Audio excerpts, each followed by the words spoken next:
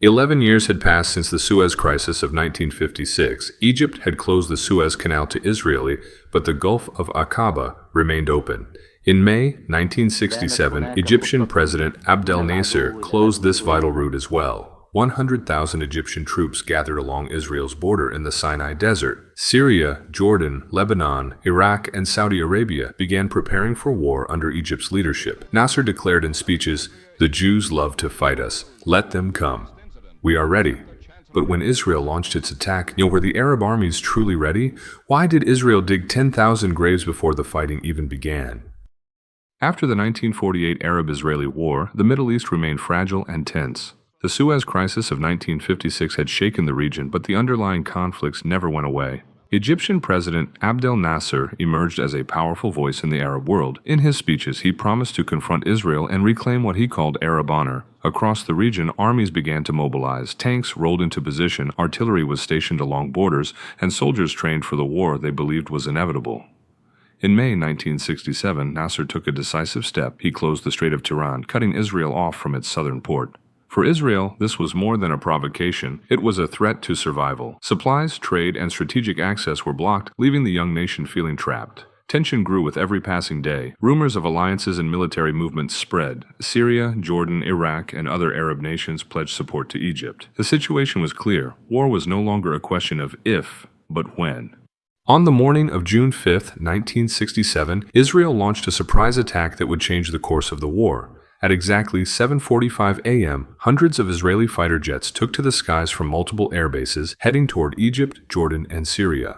Their first targets were Egypt's airfields in the Sinai Desert. Flying low to avoid radar detection, Israeli pilots struck with precision. Runways were destroyed, planes were set ablaze, and entire air forces were wiped out before they even had a chance to respond. Within hours, the Arab air forces that had seemed so powerful were reduced to chaos. Over 300 Egyptian planes were destroyed on the first day alone. Many never even took off. Jordan, Syria, and Iraq suffered similar losses. Their air power shattered in a matter of hours. This attack was decisive. In modern warfare, control of the skies determines the outcome of the ground battles below. By destroying the Arab air forces, Israel secured dominance over the battlefield. The psychological effect was immediate. Arab commanders were blindsided, scrambling to respond. Fear and confusion spread among the troops, and the confidence that Nasser and other leaders had projected began to crumble. Within just a few hours, the balance of power had shifted dramatically, setting the stage for Israel's rapid advance on multiple fronts. With the skies under their control, Israeli forces turned to the ground. The Egyptian army had set up strong defenses along the Sinai Desert, with tanks, artillery, and fortified positions stretching for miles. Soldiers dug in, mines were laid, and barbed wire blocked the main roads, all designed to stop an Israeli advance. Israel's ground forces attacked with speed and precision. Tanks and infantry moved together, striking from multiple directions at once. Their strategy was simple but effective. Overwhelm the enemy, break through the strongest defenses, and keep moving forward before reinforcements could arrive.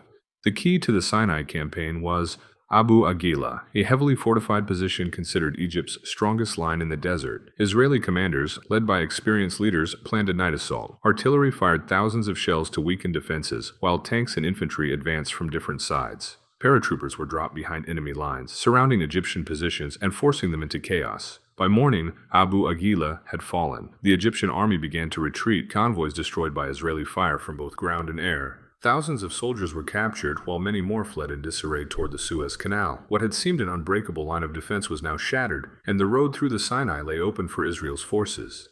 As Israel advanced in the Sinai, the conflict spread to the east.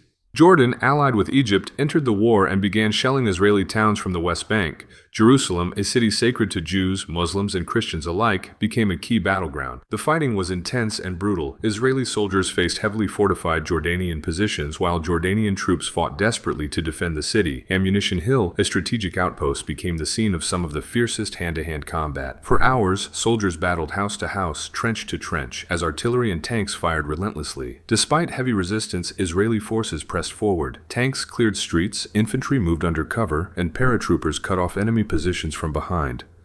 By June 7th, the Israelis had surrounded the old city.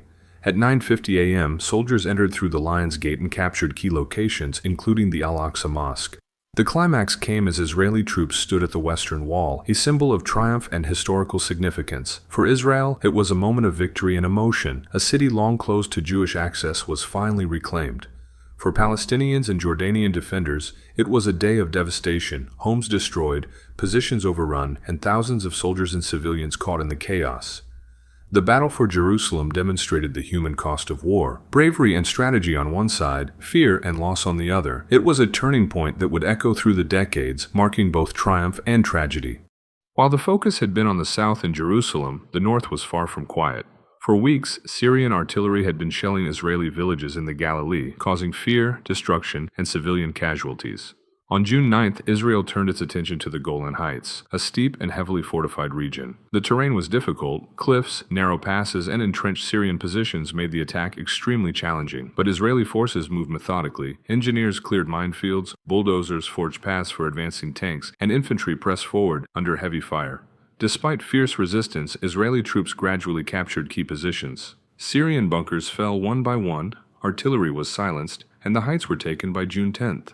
With the Golan Heights under control, Israel now dominated three major fronts: the Sinai in the south, Jerusalem and the West Bank in the center, and the Golan Heights in the north. The rapid victories on all fronts left Arab forces in disarray and cemented Israel's decisive advantage in the Six-Day War.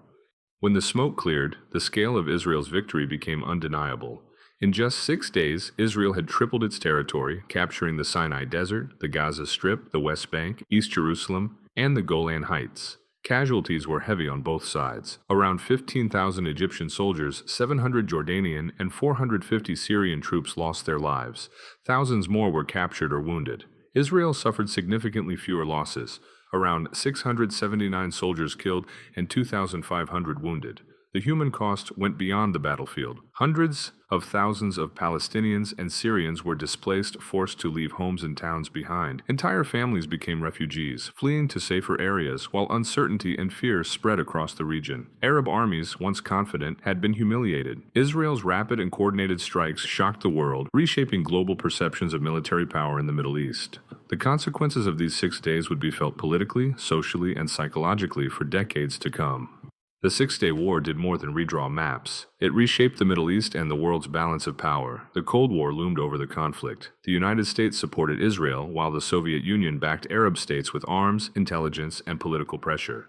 This made the war not just a regional struggle, but a global chess game, with every move scrutinized by the superpowers. The Arab states, humiliated and defeated, hardened their stance. They declared no peace, no recognition, no negotiations with Israel. This vow of rejection set the stage for future conflicts and decades of tension in the region. For Israel, victory brought both power and responsibility. The country now controlled vast territories, from the Sinai to the Golan Heights and the West Bank. But with these gains came new challenges: governing occupied lands, facing international scrutiny, and managing the complex realities of displaced populations. In just 6 days, armies clashed across deserts, hills, and cities.